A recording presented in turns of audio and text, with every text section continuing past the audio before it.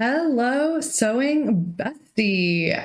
In this video, I'm going to show you how to sew patch pockets in the absolute easiest way and make your pocket look super professional. Ready? It's going to be so good.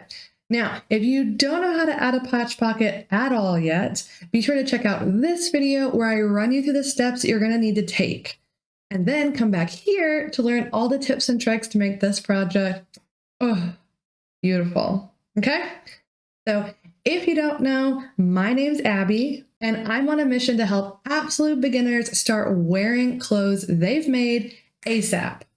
Okay? So if that sounds like you, then be sure to subscribe below and let's figure out how to get you wearing your own me-made clothes.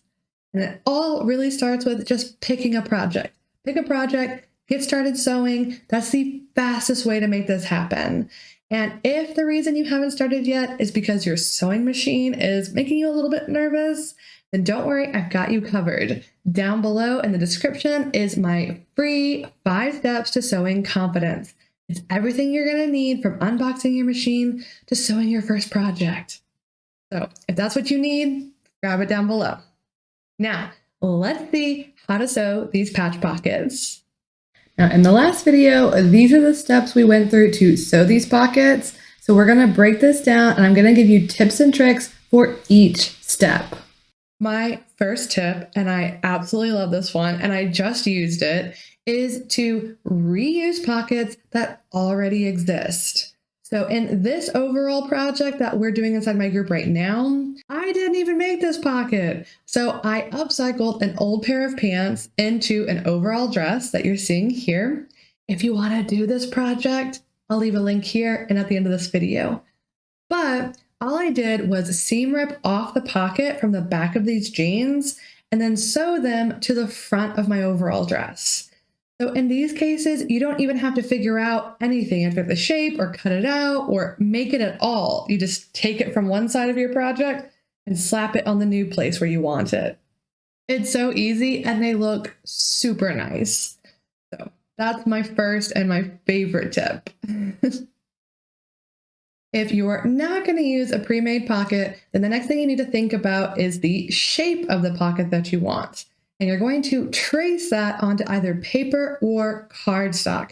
Now, the reason that you would want to use one over the other is because you'll want to use cardstock if you're going to make lots of the same pockets over and over. So if you know you're going to make like 2 or 3 dresses, you want them all to have the same pockets, cardstock's a really good idea. And if you use cardstock, you can do this neat ironing trick where you can actually place the cardstock in the center of your pocket and then use it as your ironing template when you iron your seam allowances. Pretty nifty, but I don't know how often people are really going to be reusing the same pocket a lot of times. So if you just trace this on paper, it works perfectly well. I use paper 99% of the time. And if you're tracing on paper, then I recommend just adding your seam allowance to the paper. That way, when you go to trace it on fabric, you don't have to spend the time adding your seam allowances. You just have one piece of paper, trace it, easy peasy. I just want to make sure that there's no confusion on these patch pockets. If you're making a patch pocket that is left or right-sided, like I made here, if you want to make the reverse, this is like a left pocket you're seeing right now. If I just flip this over, now I have the right side of the pocket, okay? You don't need to make 2 separate templates. You can just flip it over to get the left and then flip it to get the right, okay? That's really clear to some people, but it was not clear to me when I first started sewing, so I wanted to make sure that I included it here so that way no one's confused. Ooh, another really good beginner tip are these Frixion pens. Now, I use them in a lot of my beginner videos because they're just so flipping easy. If you mark on the wrong place or it bleeds through to the front of your project, you never have to worry about ruining your project because the ink got in the wrong place. These pens disappear when you iron over them.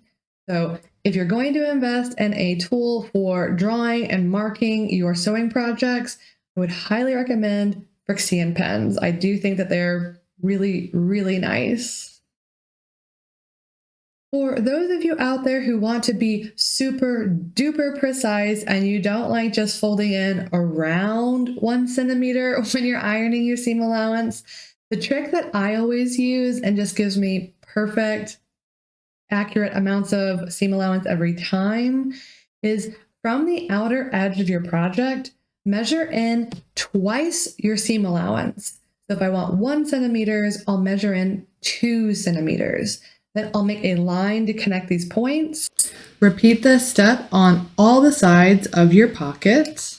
And then when I iron this, I'm going to fold my edge to that line that I drew. And then I can iron this down, and I know that my seam allowance is exactly 1 centimeter. Ugh, love this trick. Gives me precise measurements, and I'm OCD about that kind of stuff. So if you are too, definitely try this trick. Another really great beginner-friendly trick is sewing corners. And I know that this may have felt kind of confusing in the first video, which is why I wanted to make sure that I explained it step by step here. So what we're going to do is we're going to start sewing. Make sure you backstitch. This is super duper important.